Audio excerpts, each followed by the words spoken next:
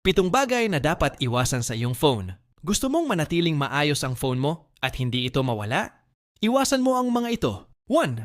Iwasang mag-install ng apps mula sa hindi kilalang sources. Delikado yan, baka malware ang laman niyan. 2. Huwag i-overcharge, lalo na overnight. Masisira ang battery mo nang hindi mo namamalayan. 3. Iwasang ilagay sa mainit na lugar o bilad sa araw. Mainit? Hindi lang ikaw ang hirap, pati phone mo. 4. Huwag basta-basta mag-connect sa public wifi. Libre nga, pero baka libre rin ang data mo sa magnanakaw. 5. Iwasang walang lock o security ang phone. Kapag nawala yan, goodbye sa privacy mo.